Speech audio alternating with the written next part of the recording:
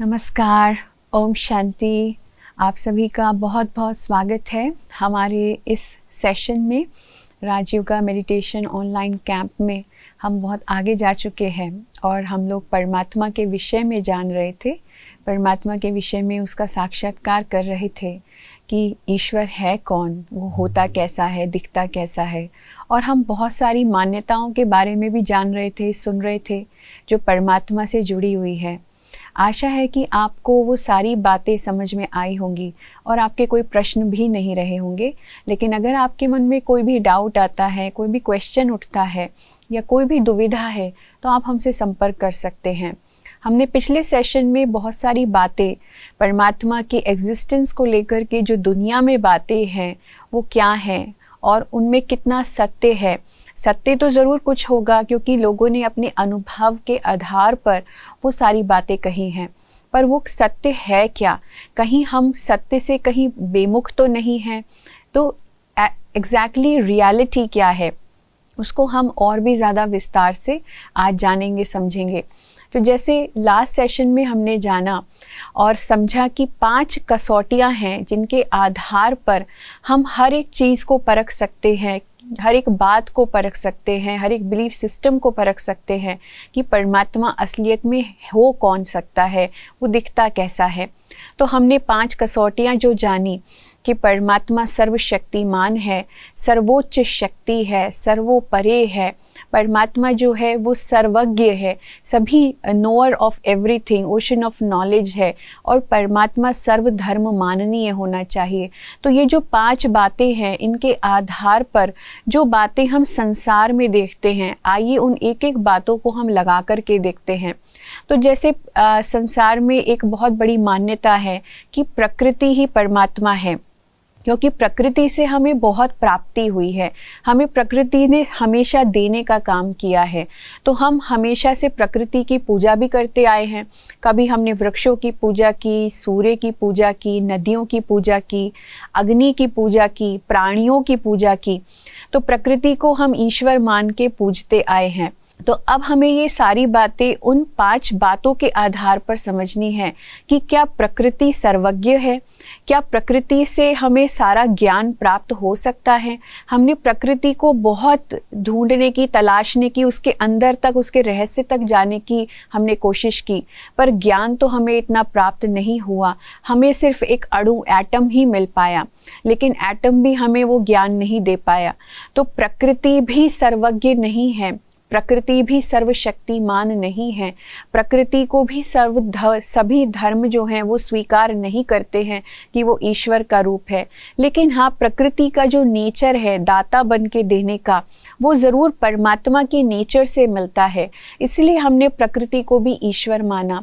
जैसे कि अगर आपके सामने एक पेंटर हो और एक पेंटिंग हो, आप कभी भी पेंटिंग को देख करके ये नहीं कहोगे कि यही पेंटर है। आप पेंटिंग को पेंटर की रचना कह सकते हो कि जिसने ये पेंटिंग बनाई है, जिसने भी ये चित्र बनाया है, कितना सुंदर है और ये चित्र इतना मनमोहक है कि अपनी तरफ आकर्षित करता है और कुछ अनुभूति कराता है। लेकिन उस चित्र को देख करके हम कहें कि ये चित्रकार ही है, तो ये एक बहुत बड़ी गलतफहमी होगी। उसी तरीके से प्रकृति जो है वो परमात्मा की बहुत अच्छी रचना है। जब परमात्मा ने इस सृष्टि की रचना की तो रचना इतनी सुंदर की, लेकिन आज वो रचना ही बहुत दुखदाई हो चुकी है। आज जब हम प्रकृति के 5 तत्वों को देखते हैं तो एक एक तत्व जो है वो आज आउट ऑफ कंट्रोल वे में जा रहा है। जहाँ वायु की बात करें तो वायु भी दूषित हो चुकी है, नदियाँ भी दूषित हो चुकी है, अग्नि जो है वो प्रचंड हो चुकी है, सूरज जो है इतनी तेज चमकता है कि आज हमारी त्वचा भी झुलस जाती है। और प्राणियों के अंदर का जो उदंड हमारा स्वभाव है, सभी प्राणियों के मात्र उदंड स्वभाव भी हम देख रहे हैं। और वृक्ष भी धीरे धीरे सूखते जा रहे हैं, वृक्षों को तो हमने काट ही डाला है। तो प्रकृति को हमने जो हानि पहुंचाई, तो आज यही जो सुंदरतम रचना थी परमात्मा की, वो सुंदरतम रचना में वो शक्ति नहीं रही। तो हम प्रकृति को कभी ये नहीं कह सकते कि वो परमात्मा है। प्रकृति परमात्मा की रचना है और परमात्मा ही इस रचना को प्रभावित करके इसको बदलने का भी काम वही करते हैं। फिर आगे बढ़ते हैं दूसरी चीज़ जो हमने देखी वो ये कि इष्ट देवी देवताओं को हम मानते हैं और सोचते थे कि जो इष्ट देवी देवताएं हैं वही ईश्वर का रूप हैं। तो आज मुझे एक छोटी सी कहानी याद आती है, आपके साथ शेयर करना चाहती हूँ। एक बार एक भिखारी था और वो भिखारी जगह जगह भटक रहा था कि मुझे कहीं से कुछ प्राप्त हो जाए, मेरा जीवन सफल हो जाए, मेरा जीवन बन जाए। तो वो एक राजधानी में पहुंचता है। तो राजधानी में जब वो प्रवेश करता है तो वो देखता है कि वहाँ का हर व्यक्ति सुखी है, संपन्न है। तो वो हैरान हो जाता है कि भाई ऐसा क्यों है। तो वो सबसे पूछता है कि भाई आपके पास इतनी धन संपत्ति, इतना सुख कहाँ से आया, किसने दिया आपको ये सब। तो सभी उसको कहते हैं कि हमारा जो राजा है वो बड़ा दयालु है, राजा के पास अकीचार धन है, सब कुछ है, तो वो अपनी प्रजा को सुखी रखता है, सब कुछ हमें देता है। तुम भी राजा के पास जाओ, वो तुम्हें भी माला माल कर देगा, तुम्हें भी बहुत कुछ देगा।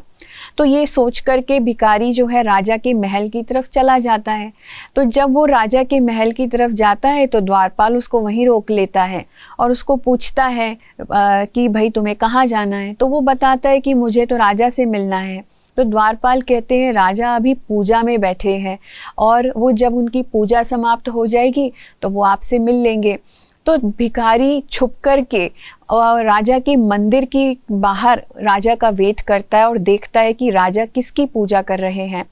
तो जैसे ही वो देखता है तो वो हैरान हो जाता है, क्योंकि राजा जो है अपनी पूजा की समाप्ति में कहते हैं, हे ईश्वर, तूने मुझे इतना कुछ दिया है तो सदा मेरी झोली भरते ही रहना ताकि मैं दूसरों की झोलियां भर सकूं। तो ये बात सुनकर के वो भिखारी हैरान हो जाता है कि राजा की झोली तो असलियत में जिसकी वो आराधना कर रहा है उसने भरी है और वही उसी के आधार पर फिर वो दूसरों को दे पा रहा है। तो मैं राजा से क्यों मांगूं, मैं तो उसी से मांग लेता हूँ ना जिसको राजा पूज रहा है। तो उसने देखा कि राजा किसके सामने हाथ जोड़ कर के खड़े हैं। तो उसने देखा कि वहाँ हनुमान जी खड़े हैं। तो हनुमान जी के से मैं अगर डायरेक्ट मांगने लग जाऊं तो मुझे राजा से मांगने की आवश्यकता नहीं होगी। तो जब वो भिखारी फिर हनुमान जी के मंदिर में जाता है, तो जब हनुमान जी के मंदिर में जाता है तो वहाँ एक चित्र को देखता है जिसमें हनुमान जी श्री राम जी के चरणों में है। तो वो वहाँ के पंडित से पूछता है कि ये क्या है। तो वो पंडित बताता है कि श्री हनुमान जो है वो श्री राम जी के बहुत बड़े भक्त हैं, परम भक्त हैं, उनके पास जो कुछ है वो श्री राम से ही तो मिला है। तो ये सोच करके भिखारी फिर चौंक जाता है और वो सोचता है कि जो कुछ हनुमान जी के पास है वो सब कुछ श्री राम ने दिया है, तो मैं भी श्री राम जी को क्यों ना याद करूं, मुझे भी वो सब कुछ मत देंगे, माला माल कर देंगे। फिर ये सोच करके वो श्री राम के मंदिर में जाता है। तब वहाँ एक और चित्र को देखता है। वहाँ चित्र क्या देखता है कि श्री राम जी शिव जी की पूजा कर रहे हैं और जब वो शिव जी से मांग रहे हैं तो फिर वो हैरान हो जाता है। तो पंडित उनको बताते हैं कि शिव जी से ही श्री राम को सब कुछ प्राप्त हुआ है। तो ये जो भिखारी है अब ये पूरी तरीके से कंफ्यूज हो चुका होता है कि जो कुछ है शिव जी ने श्री राम जी को दिया और श्री राम ने थोड़ा अपने पास रखा होगा और बाकी अपने भक्तों को बांटा होगा। उनमें से एक भक्त थे हनुमान। हनुमान जी को जो कुछ श्री राम से मिला, हनुमान जी ने थोड़ा अपने पास रखा होगा और बाकी अपने भक्तों को बांटा होगा। और उनमें से एक भक्त था राजा, तो राजा ने भी कुछ अपने पास रखा, बाकी अपनी प्रजा को बांट दिया। तो ये सब कुछ बांटने में वाया में सब कुछ गंवा रहा है, कम होता जा रहा है। अगर मैं भी डायरेक्ट शिव परमात्मा को ही याद करूं, शिव जी को ही याद करूं, तो मुझे डायरेक्ट कनेक्शन से जो कुछ श्री राम को मिला, जो कुछ इन सबको मिला, वो मुझे डायरेक्ट उनसे मिल जाएगा। तो ये सोच करके हम आपको भी ये बताना चाहते हैं कि हम असलियत में इन सभी देवताओं को तो याद कर रहे हैं। जैसे कि रामेश्वरम में हमने देखा श्री राम जो है शिव जी को याद कर रहे हैं। गोपेश्वर में हमने देखा कि श्री कृष्ण जी भी शिव जी को याद कर रहे हैं, शिव ज्योतिर्लिंगम के ऊपर जल चढ़ा रहे हैं। उसी तरीके से हम देखते हैं कि शंकर जी के मंदिर में जब हम जाते हैं तो वहाँ पर भी शंकर जी किसी की याद में बैठे हैं, एक तपस्वी रूप धारण करके बैठे हैं और जिसकी हम आराधना करते हैं उनकी प्रतिमा को हम सामने रखते हैं तो उनके सामने शिवलिंग रहता है। तो शंकर जी के आराध्य भी शिव परमात्मा ही हैं। शिव के ज्योति स्वरूप को ये सब देवी देवताएं याद कर रहे हैं। उसी तरीके से हम अगर शक्तियों की बात करें, देवियों की बात करें, तो जितनी भी देवियां हैं उन सब की पूरे साल में 2 बार पूजा होती है, 2 बार नवरात्रे आते हैं और सभी देवियों को हम शिव की शक्तियां कहते हैं। तो ये सभी शक्तियों का जो रचयिता है वो कौन है? वो भी शिव परमात्मा है। तो कहा जाता है कि जब असुरों का संहार करना था और इस दुनिया में पाप बहुत बढ़ गया था, तब परमात्मा शिव ने अपनी शक्तियों को प्रकट किया, जो कभी दुर्गा कहलाई, कभी वैष्णो कहलाई, कभी सरस्वती कहलाई, कभी काली माता कहलाई। ऐसे अनेकों देवियों का जो रचना है वो परमात्मा शिव ने की। तो इन सभी देवियों के भी तो आराध्य परमात्मा शिव हुए। तो हम देखते हैं जितने भी 33 करोड़ देवी देवता हैं, उन सभी के जो हेड हैं, उन सभी के जो आराध्य हैं, वो परमात्मा शिव ही हैं। उन सभी ने परमात्मा के ज्योति स्वरूप को, लाइट रूप को ही माना है, उसी को ही आराध्य माना है। तो हम सभी भी अगर परमात्मा शिव के साथ डायरेक्ट कनेक्शन जोड़े तो हमें वाया वाया में भटक करके कुछ गंवाना नहीं पड़ेगा। तो हम भी उस ऑफिसर के पास जावे जो इन सब का हेड है, बाकी सबके हेड के पास जाएंगे तो हमें डायरेक्ट उनके साथ वो सब कुछ प्राप्त होगा, वो सारी चीज़ें प्राप्त होंगी जो हम अपने जीवन में चाहते हैं। सुख, शांति, संपदा, धन, खुशी, तो सब कुछ हमें उनसे प्राप्त हो सकता है। फिर आगे हमने देखा कि उसी शिव परमात्मा के अनेकों मंदिर पूरे भारतवर्ष में है, जैसे कि अमरनाथ है, पशुपतिनाथ है, सोमनाथ है, विश्वनाथ है, बबुलनाथ है। ऐसे 12 ज्योतिर्लिंगम, जो नाथों का भी नाथ, जो सबसे बड़ा सर्वोच्च शक्ति जो है, तो ये परमात्मा शिव ज्योतिर्लिंगम, ये उनके गुणों के आधार पर नाम रखे गए हैं। तो शिवलिंग जो अनेकों बनाए गए हैं पूरे भारतवर्ष में, सब जगह उनकी पूजा ज्योति स्वरूप में होती है। उसी तरीके से हम अगर ईश्वर के रूप में भी देखें तो कितने नाम हैं परमात्मा शिव के, जैसे नागेश्वर, विश्वेश्वर, पापकटेश्वर, घृष्णेश्वर। तो ये कितने सारे नाम, ये भी सब परमात्मा शिव के ही नाम हैं। और वहाँ भी शिवलिंग में ज्योति स्वरूप के, परमात्मा के ज्योति स्वरूप की ही आराधना की जाती है। तो 12 ज्योतिर्लिंगम, वहाँ भी जो हिंदू धर्म में भी जो सर्वोच्च शक्ति मानी गई है, वो परमात्मा के ज्योति स्वरूप को ही माना गया है। उसके बाद हमने अनेक धर्मों की बात सुनी कि अनेक धर्म क्या कहते हैं। तो हमने सभी धर्मों के बारे में जब जाना, क्योंकि परमात्मा वो होने चाहिए जो सर्वधर्म माननीय है। तो सर्वधर्म माननीय की जब बात आती है तो हमने देखा कि सब धर्मों के भी जो पिता हैं वो परमात्मा शिव है। तो जैसे कि इस्लाम धर्म है, और क्रिश्चियन धर्म है, बौद्ध धर्म है, जैन धर्म है, सिख धर्म है। तो सब धर्मों में भी परमात्मा शिव के ज्योति स्वरूप को माना गया है। उसी की तरह से फिर हमने जब आत्मा सो परमात्मा की बात सुनी, तो आत्मा सो परमात्मा जब हम कहते हैं तो हम ये भूल जाते हैं कि जब उसी परमात्मा के मंदिरों में हम जाते हैं, मंदिर में जाकर के हम भगवान के सामने हाथ जोड़कर कहते हैं, तुम मात पिता हम बालक तेरे, तुम्हारी कृपा से सुख घनेरे। तो जब हम सब उसको अपना पिता मानते हैं, उसको अपनी माता मानते हैं, तो हम खुद ही अगर अपने आप को कहने लगे कि हम ही ईश्वर हैं, एक दिन हम ही परमात्मा बन जाएंगे, तो ये सबसे बड़ा डाउट, सबसे बड़ा क्वेश्चन मार्क है। आत्मा परमात्मा कैसे हो सकती है? ये आपको समझने की आवश्यकता है कि परमात्मा कोई पद नहीं है, परमात्मा कोई डिग्री नहीं है, या परमात्मा कोई उपाधि नहीं है जिसे कोई प्राप्त कर सकता है। जैसे कि हमने देखा है गीता में अर्जुन जो है श्री कृष्ण के आगे हाथ जोड़ के खड़ा है और श्री कृष्ण उसको ज्ञान दे रहे हैं। अगर अर्जुन भी परमात्मा है तो वो कौन किसको ज्ञान दे रहा है? कौन नर्वस हो गया था उस युद्ध के मैदान में और कौन किसको शिक्षा दे रहा है? तो अगर हम सब ही परमात्मा हैं, ज़रा सोच लीजिए सारी दुनिया में कौन किसका बाप है, हु इज़ द फादर? है, कौन किसकी तरफ देखे जब हम सभी भगवान हैं। तो हमें आज ये समझना होगा कि आत्मा जो है वो अलग है और परमात्मा अलग है। आत्माएं अनेक हैं पर परमात्मा एक है। फिर हमने एक बात और जोड़ी है, हम कहते हैं कि आत्मा जो है परमात्मा का अंश होती है। जरा इस बात को भी गहराई में जाने। बहुत लोग कहते हैं कि आत्मा एक बुदबुदे के समान है जो सागर में से निकली है और एक दिन सागर में ही जाके समा जाएगी। जब सागर और बुदबुदे की बात आती है तो सागर और बुदबुदा दोनों ही मैटर है। मैटर जाके मैटर में मिल जाए, पदार्थ जाके पदार्थ में मिल सकता है, लेकिन आत्मा और परमात्मा का कोई कंपैरिजन नहीं है, कोई तुलना नहीं की जा सकती कि वो उसमें जाके मिल जाएगी। आत्मा एक यूनिक एंटिटी है, आत्मा एक यूनिक उसका रोल है, उसकी एक यूनिक पहचान है और परमात्मा की अपनी खुद की पहचान है। तो हम परमात्मा से टूट करके नहीं बने हैं, हम परमात्मा की संतान हैं, वो हमारा पिता है, इसलिए हम उसको पिता मानते हैं, उसको माता मानते हैं, उसके साथ अनेकों संबंध हम जोड़ना चाहते हैं। तो इस बात को समझें कि आत्मा परमात्मा का वंश है, फैमिली है, ना कि अंश है। और आत्मा और परमात्मा दोनों एटर्नल एंटिटीज़ हैं, उन दोनों का कंपैरिजन नहीं किया जा सकता। संसार में हर व्यक्ति परमात्मा को याद करता है, ना कि अपने आप को परमात्मा बना करके पूजता है।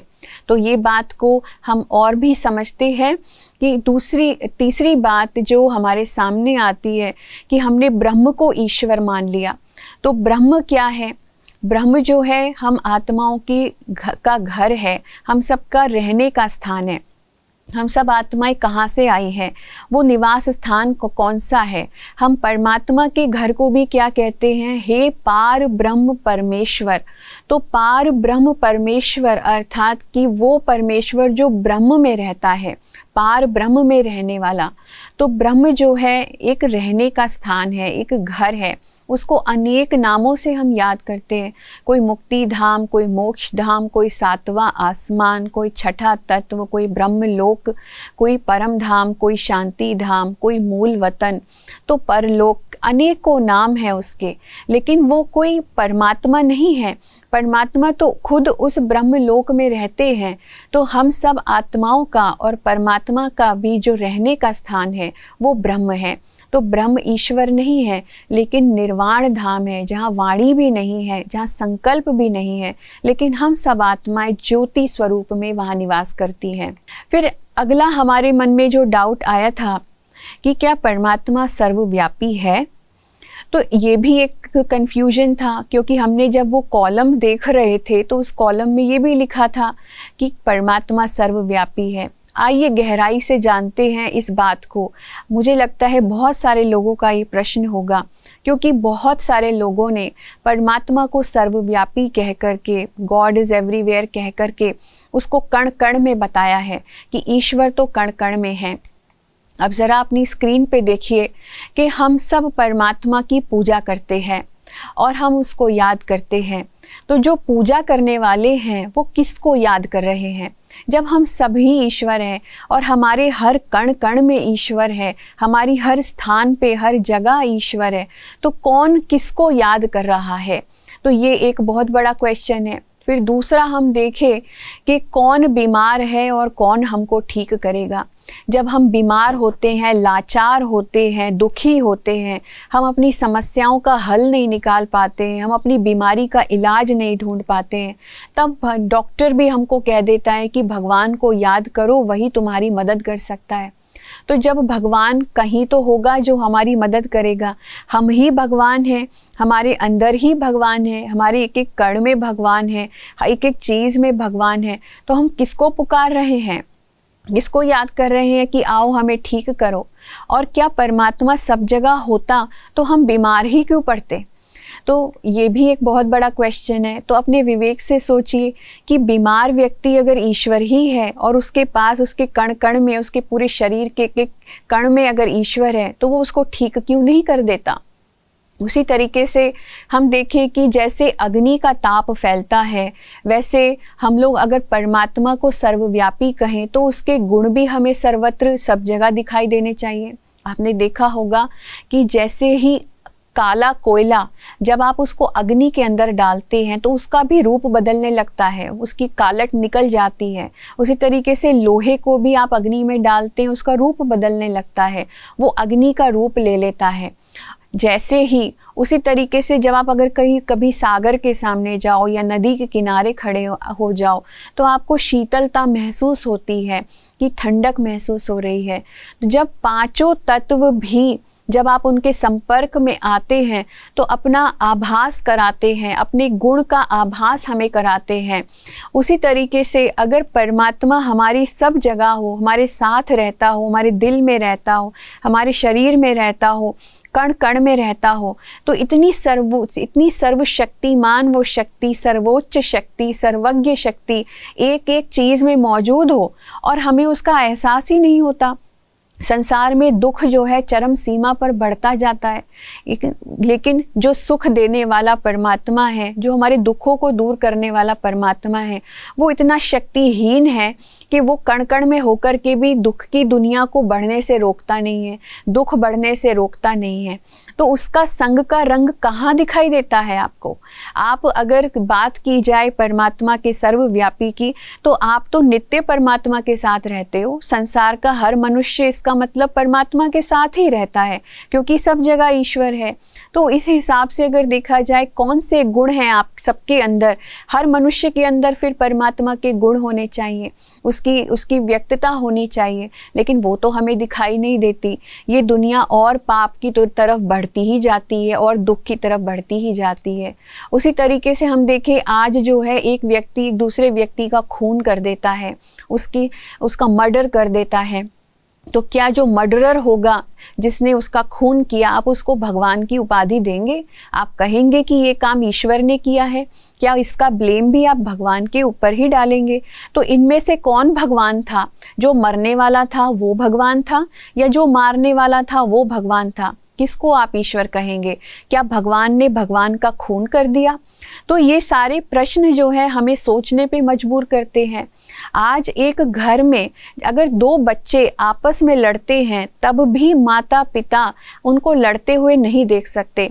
आपके घर में अगर बच्चे लड़ रहे हो तो आप कभी खड़े होकर के तमाशा देखेंगे, या उनको शांत कराने का प्रयास करेंगे, या उनको समझ देंगे कि आपस में नहीं लड़ना चाहिए?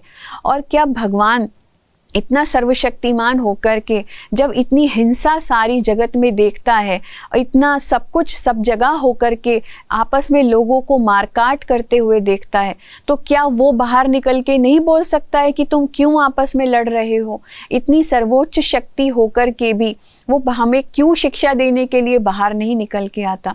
तो हमें खुद सोचना है कि परमात्मा असलियत में सब जगह है या परमात्मा जो है कहीं और है। फिर हम देखते हैं कि क्या ये कर्म जो है वो परमात्मा कर सकते हैं? आज हर एक नारी परमात्मा को याद करती है जब उसके साथ कुछ गलत घटता है, तो ये काम कौन कर रहा है? क्या उस दोषी को भी आप ईश्वर ही कहेंगे कि ये ईश्वर का ही काम है? तो कौन किसको ब्लेम करता है? तो हम जब देखते हैं ये सारे ही कर्तव्य ईश्वर के नहीं हैं, तो परमात्मा तो दुखों को हर करके हमें सुख देने का काम करता है। परमात्मा शांति लाने का काम कर सकता है, वो शांति दाता है, लेकिन एक मनुष्य के जीवन में दुखों को भर दे, अशांति को भर दे, ये कर्म तो ईश्वर नहीं कर सकता। उसी तरीके से जब हम इतने सारे जीव जंतु प्राणियों को देखते हैं तो वो एक दूसरे का शिकार करके एक दूसरे को ख़त्म कर देते हैं, तो क्या इन सभी जीव जंतुओं में भी क्या ईश्वर है? तो हम ये एक बहुत बड़ा सवाल, तो जब भी हम परमात्मा को याद करते हैं तो हम हमेशा ऊपर की तरफ देखते हैं। ऊपर की तरफ कहते हैं सिर्फ ऊपर वाला जाने, जो ऊपर रहने वाला है वही हमारी मदद कर सकता है।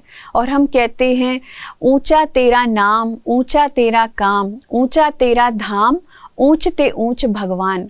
तो सब कुछ ऊंचा ही बताया है। कभी भी हम ये नहीं कहते हे कुर्सी में रहने वाले, हे तकिए में रहने वाले, हे मेरे बिस्तर में रहने वाले, हे मेरे कागज़ कलम में रहने वाले। तो ये सब चीज़ों को हम कभी पॉइंट नहीं करते कि जहाँ तू रहता है हे दीवारों में रहने वाले मेरी बात सुन। नहीं, हम हमेशा ऊपर की तरफ इशारा करते हैं। तो परमात्मा निश्चय ही संसार की इस जहान के किसी भी कण में नहीं है, तो परमात्मा का निवास स्थान कहाँ है, तो वो हमें जानना है। परंतु ये बात क्यों कही गई कि ईश्वर सर्वव्यापी है, क्योंकि ये भी हमारे लिए एक बहुत बड़ा प्रश्न है। क्या हमारे साधु सन्यासियों ने गलत कहा? क्या हमारे शास्त्र गलत कहते हैं कि ईश्वर सर्वव्यापी है? क्योंकि संसार में सब जगह यही बात है। लेकिन ये कहने का तात्पर्य क्या था? एक बहुत शुभ भावना से हमारे स्क्रिप्चर्स में, शास्त्रों में ये बात लिखी गई, क्योंकि जब प्राचीन काल में जब जैसे जैसे पाप बढ़ रहा था, तो उस समय जो विद्वान थे, उस समय जो संत महात्माएं थे, वो अपने साक्षात्कार के माध्यम से, अपने योग के बल के माध्यम से ये देख पाते थे कि आगे आने वाला जो भविष्य है वो कैसा होगा। उन्होंने देखा कि आगे आने वाले भविष्य में मनुष्य बहुत पाप कर्म करेगा, इसीलिए उसको उस पाप से रोकने के लिए, उस पाप कर्म को रोकने के लिए उन्होंने ये बात शास्त्रों में लिखी कि हे मानव, तू जो गलत काम करता है ये मत सोच कि तुझे कोई नहीं देखता। ईश्वर की सहस्त्रों आंखें हैं, वो तुझे नित्य देख रही है। इसलिए कभी भी अपने आप को ये नहीं समझना कि भगवान मुझे नहीं देख रहा। ईश्वर सब जगह है, वो देख रहा है। और यही बातें हमारे शास्त्रों में लिख दी गई। लेकिन वो भावना ये थी कि हम वो पाप कर्म करने से बच जाएं, डर जाएं। लेकिन आज का जो मनुष्य है वो इतनी साइंटिफिक डिस्कवरीज कर चुका है, इतनी इन्वेंशंस निकाल चुका है, हम बहुत स्मार्ट हो गए हैं, बहुत समझदार हो गए हैं। हम इन बातों में इतनी इजीली विश्वास नहीं कर सकते, क्योंकि हमारा साइंस का कोई भी इंस्ट्रूमेंट हर चीज़ को माइक्रोस्कोपिक लेवल पे भी जा कर के देख चुका है और वहाँ भी उसको ईश्वर नहीं मिला है। तो इसलिए अब हमें खुली छूट मिल गई है कि हम जो चाहे कर सकते हैं, कोई भगवान नहीं है जो हमें देख रहा है। तो इसलिए आज मनुष्य छुप कर के, क्या सामने आकर के भी पाप करता है, खुलेआम पाप करता है, क्योंकि कोई आकर के उसको रोकता नहीं है। लेकिन परमात्मा है कहाँ रहता है, वो हम सबको जानना है। तो जैसे कि गीता में वर्णित है, भगवान ने वादा किया है, यदा यदा ही धर्मस्य ग्लानिर्भवति भारतः अभ्युत्थानम अधर्मस्य तदात्मानं सृजाम्यहम्। तो ये बात जब ईश्वर ने कही है, ये वादा है कि जब जब धर्म की अति ग्लानि होगी, दुनिया में पाप बढ़ेगा, अधर्म बढ़ता चला जाएगा और सब मनुष्य मात्र दुख और अशांति में होंगे, तब तब मुझे इस सृष्टि पर आना ही होगा। तो परमात्मा का भी इस सृष्टि में आना होता है। अगर ईश्वर सब जगह हो तो ज़रा सोचिए कि वो कहाँ से आएगा, किधर से आएगा? तो कहीं तो है ना वो, जहाँ से उसको आना है। तो इसलिए इन शब्दों के अनुसार भी ये प्रूव होता है, साबित होता है कि भगवान कहीं तो रहता है जहाँ से उसको इस सृष्टि पर आना होता है। इसलिए हम कहते हैं कि कोई ऐसा समय होगा जब ईश्वर का अवतरण होगा। तो वो समय कौन सा होगा और वो कौन सा स्थान है जहाँ से वो ईश्वर आएंगे? तो परमात्मा का जो असली निवास स्थान है वो है ब्रह्मलोक।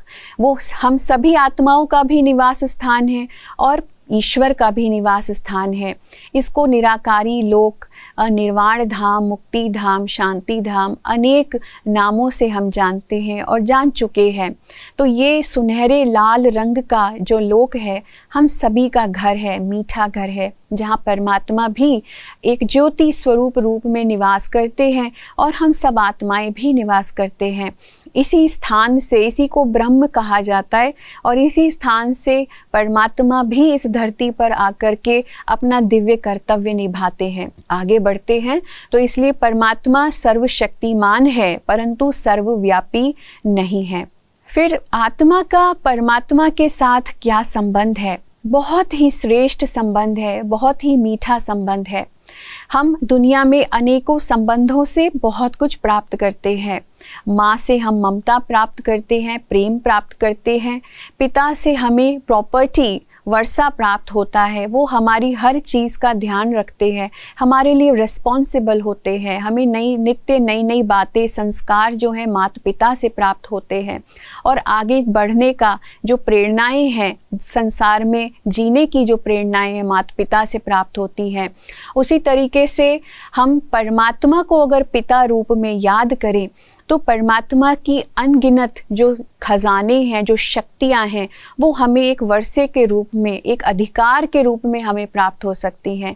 तो सबसे सुंदर जो संबंध है परमात्मा का आत्मा के साथ, कि परमात्मा आत्मा का पिता है, हम आत्मा उसकी संतान है, और हम उसको उस रूप में याद करें तो आप देखेंगे कि पिता बन के परमात्मा हमें कितनी शक्तियाँ, कितना कुछ हमें दे दे।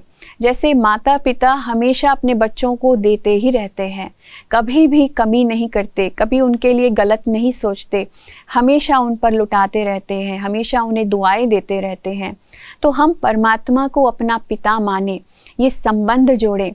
आज हमारे बीच में और ईश्वर के बीच में एक सबसे बड़ा मिसिंग लिंक यही है कि हमारा ईश्वर के साथ कोई संबंध नहीं है। हम हमेशा भगवान को क्या कहते? भगवान जी कहते, प्रभु जी कहते, ईश्वर कहते, या देवी देवताओं के नामों से उनको पुकारते हैं। लेकिन क्या कभी आप अपने पिता को, माता को उनके नाम से पुकारते हैं? नहीं। जैसे आपके घर में कोई पड़ोसी आए तो आप उनको मेहता जी, शर्मा जी, मल्होत्रा जी कहेंगे, क्योंकि उनका आपके साथ कोई रिलेशन नहीं है, इसलिए आप उनको ऐसे बोलते हैं। जब भगवान की बात आती है, ईश्वर की बात आती है, आत्मा का तो परमात्मा के साथ अविनाशी संबंध है, हमेशा से। ये सब संबंध मिलने से पहले से ये संबंध है। तो हम उसको जब याद करते हैं, पुकारते हैं, तो हम किस संबंध से पुकारते हैं? कोई संबंध नहीं होने के कारण से हमें उसकी याद भी नहीं आती है। लेकिन जिनके साथ हमारा संबंध है, वो व्यक्ति अगर कहीं बहुत दूर भी बैठा हो, कहीं अमेरिका में भी बैठा हो, तो भी हमें याद आता रहेगा। क्यों? क्योंकि रिलेशन है। तो इसलिए ईश्वर को अगर याद करना है, नित्य याद करना है, बिना भूले याद करना है, मन को भटकाए बिना याद करना है, तो उसके साथ एक संबंध बनाइए। और संबंध में ही हम देना चाहते हैं। जब हम रिलेशंस बना लेते हैं तो प्राप्ति अपने आप लेन देन की होने लगती है। लेकिन जहाँ रिश्ते नहीं होते, संबंध नहीं होते, वहाँ इतना लेन देन भी नहीं होता, वहाँ नाप तोल आ जाता है। तो नाप तोल का संबंध छोड़ के परमात्मा के साथ एक घनिष्ठ संबंध, एक क्लोज रिलेशन बनाइए, उसको अपना पिता बनाइए। फिर दूसरा संबंध माता का है। माता पालने का काम करती है, बच्चों को अच्छी शिक्षाएं देती है। तो परमात्मा हमारी माता भी है, माता बन कर के हमें इतना सब कुछ सिखाती है ना। फिर परमात्मा के साथ हमारा शिक्षक का संबंध है। He is the supreme teacher. तो सबसे बड़ा शिक्षक, शिक्षकों का भी शिक्षक, जो शिक्षाएं हमें ईश्वर से मिल सकती है, जो श्रीमत जिसको हम कह सकते हैं, श्रेष्ठ ते श्रेष्ठ मत, तो श्रेष्ठ ते श्रेष्ठ शिक्षा हमें ईश्वर से ही मिल सकती है। तो उसको ही अपना सुप्रीम टीचर बनाएं।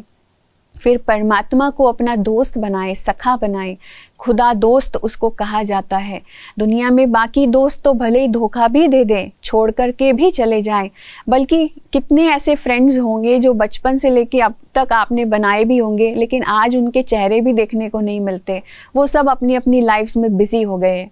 लेकिन ये दोस्त ऐसा है जो हमेशा हमारे साथ रहता है, हमेशा हमारी मदद करता है, हमेशा हमें सपोर्ट करता है, हमेशा हमें उठाता रहता है, हमेशा हमारी मुसीबतों में हमारा साथ देता है। तो ये परमात्मा के साथ बहुत सुंदर संबंध हम एक दोस्त का बनाएं। फिर परमात्मा हमारा साजन भी है, मोस्ट बिलवेड, क्योंकि प्यार की बात जो है वो परमात्मा ही समझ सकता है। दिल की बात सबसे पहले किस तक पहुंच सकती है, किसको दस्तक दे सकती है? ईश्वर तक सबसे पहले पहुंच सकती है। इसलिए उसको अपना साजन भी बना सकते हैं। मोस्ट बिलवेड, सबसे ज़्यादा न्यारा और सबसे ज़्यादा प्यारा। संसार में वही है एक जो किसी को धोखा नहीं दे सकता।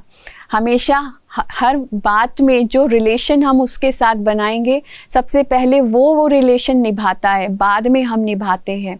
तो जिस रिलेशन से आप उसको याद करेंगे, वो बंध जाता है उस रिलेशन से हमको देने के लिए। तो साजन का संबंध उसके साथ बनाएं। फिर परमात्मा को हम अपनी संतान भी बना सकते हैं, अपना बच्चा भी बना सकते हैं। जैसे ही हमारे घर में एक बच्चे का जन्म होता है, हम उसको वारिस बना देते हैं।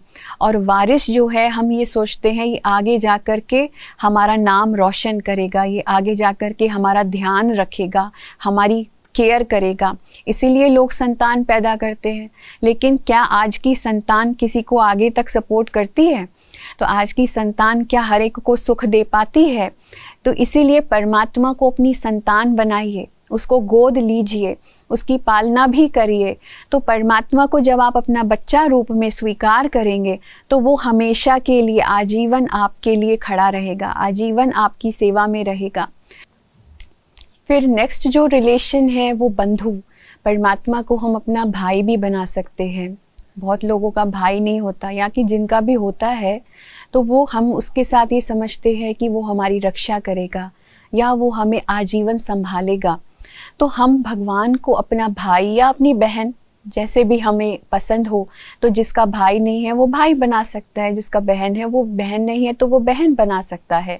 तो हम बंधु का रिलेशन भगवान के साथ बनाएं, क्योंकि वो आजीवन हमारी रक्षा करने के लिए बंध जाता है। फिर उसके बाद परमात्मा हमारा गुरु भी है, सभी गुरुओं का भी गुरु सतगुरु, जो हमें सद्गति देता है। सद्गति अर्थात जो हमें मुक्ति का रास्ता बताता है। तो ये सारे ही संबंध हम ईश्वर के साथ स्थापित कर सकते हैं। इतने सारे संबंध परमात्मा के साथ स्थापित करने के बाद हम परमात्मा के साथ अपनी खुशी से, प्यार से जब हम उसको याद करेंगे, एक एक संबंध को अनुभव करेंगे, तो एक एक संबंध से हमें प्राप्ति होती चली जाएगी। अपने जीवन में इन संबंधों को, अगर हम ये संबंध हमें प्राप्त नहीं है या इन संबंधों से हमें सुख प्राप्त नहीं हो रहा है, तो उन संबंधों को भूल करके ये संबंध हम ईश्वर के साथ, परमात्मा शिव के साथ अनुभव करें, तो आप देखेंगे कि आपके जीवन में हर चीज़ की जो कमी आपको महसूस होती है वो कमी धीरे धीरे पूरी होती चली जाएगी। तो आइए इन संबंधों के आधार पर कुछ समय के लिए, कुछ मिनटों के लिए हम परमात्मा को याद करते हैं और इन संबंधों को अनुभव करते हैं। अपने मन को एकाग्र करें, समेटते जाएं, अपना ध्यान चारों तरफ से हटा करके बुद्धि की ओर, भ्रकुटी की ओर लेकर के जाएं। अपने आप को एक चैतन्य शक्ति, आत्मा के रूप में देखें।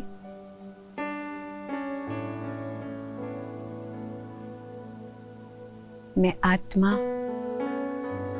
अति सूक्ष्म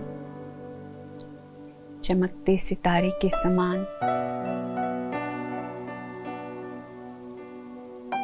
इस भ्रकुटी में निवास करती हूँ।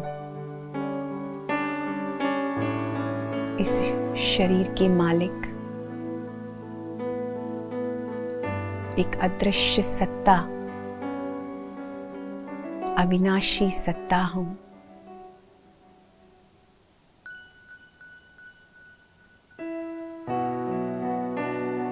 जैसी मैं आत्मा हूँ,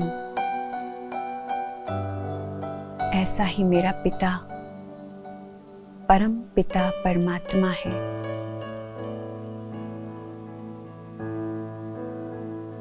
वो भी अविनाशी, अकाल मूर्त, सुखदाता, शांति दाता है।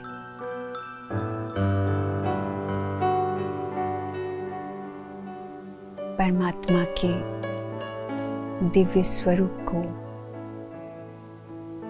मैं आत्मा महसूस कर रही हूँ। एक ज्योति कण के समान, ज्योति बिंदु, परंतु गुणों में सिंधु के समान।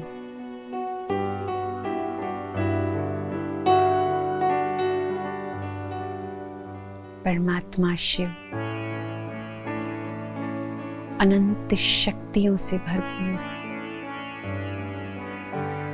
अनेकों खजाने, शक्तियां और गुण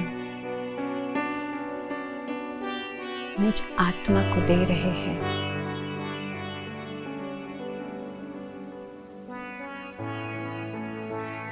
उनकी किरणें मुझ आत्मा पर पड़ रही है।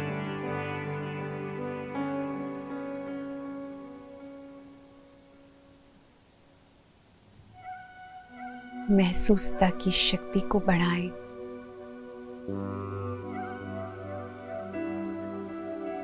परमात्मा क्या है, कौन है, आज ही मैंने पहली बार जाना है, समझा है। आज मैं आत्मा उनके साथ एक नया संबंध स्थापित कर रही हूँ।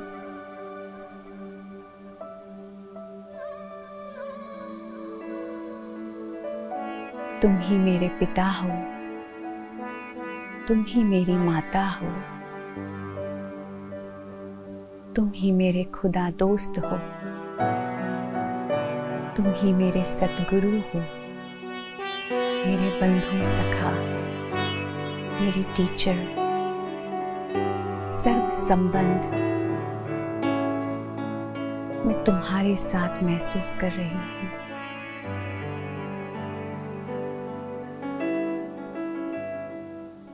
अब मुझे अपने जीवन में कोई कमी महसूस नहीं होती।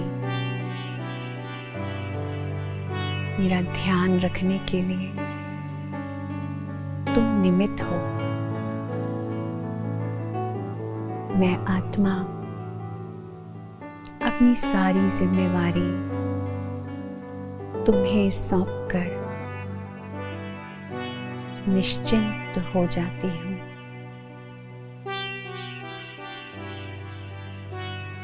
आज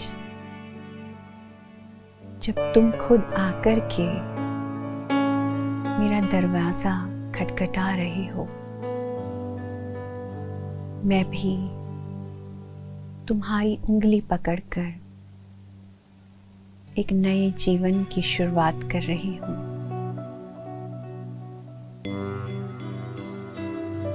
मैं बहुत भटक रही थी,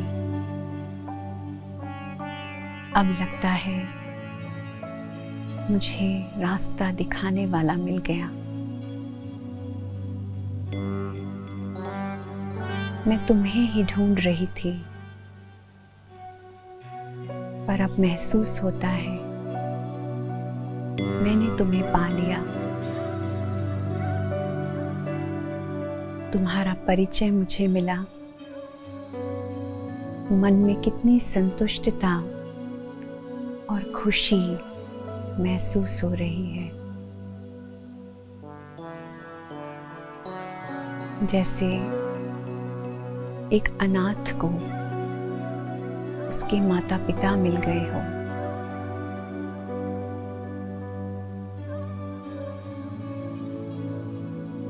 मैं आत्मा इस संसार में सब कुछ भूलकर, खुद को भी भूलकर जी रही थी, परंतु तुमने मुझे जीवन जीने की कला सिखाई है। अब मैं तुम्हारा साथ कभी नहीं छोड़ूंगी।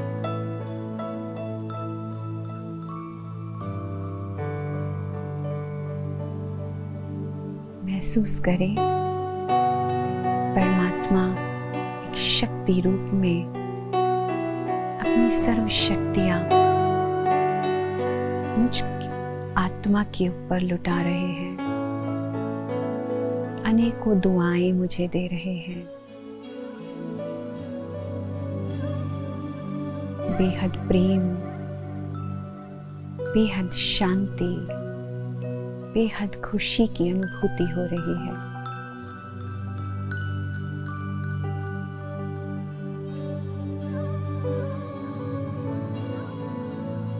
मैं आगे इस संबंध को और बढ़ा करके इस संबंध से हर प्राप्त होने वाली चीज को अपने जीवन में प्रैक्टिकली अप्लाई करती रहूंगी।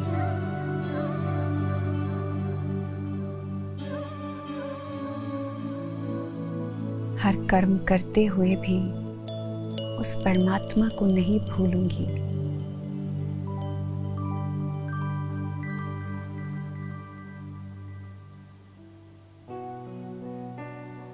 ओम शांति, ओम शांति। ओम शांति। ओम शांति। तो आपने अनुभव किया कि हमारा परमात्मा के साथ कितना सुंदर संबंध है। हम प्यार से उसको बाबा कहते हैं। जैसे कि आप अपने पापा को, अपने डैडी को उनके नाम से नहीं बुलाते, उनको पापा कहते, डैडी कहते, या जो भी नाम हम उनको बोलते हैं, हम प्यार से उसी शिव परमात्मा को बाबा कहते हैं। तो बाबा एक संबंध याद दिलाता है। वो मीठा बाबा है, प्यारा बाबा है, भोला बाबा है, जो हमेशा हमें देता रहता है। तो जब भी परमात्मा को याद करें तो बार बार परमात्मा तो नहीं कह सकते, लेकिन उस सर्वोच्च शक्ति को, सर्वशक्तिमान शिव परमात्मा को, उस ज्योति बिंदु निराकार रूप को ही हम प्यार से बाबा कह के पुकारते हैं। तो आज आप सभी का, सभी आत्माओं का शिव भोलेनाथ, शिव भोला बाबा के साथ संबंध जुटा है। तो इस संबंध को हम आगे और भी एक्सप्लोर करते रहेंगे अपने नेक्स्ट सेशंस में। नेक्स्ट सेशंस में वो शिव भोलानाथ करता क्या है, किस प्रकार इस नई सृष्टि की रचना का कार्य करते हैं, और कौन से दिव्य कर्तव्य वो करते हैं, और क्या क्या प्राप्तियां मुझे उनसे हो सकती हैं। तो नेक्स्ट सेशन में देखना ना भूलें। आज के लिए इतना ही। ओम शांति।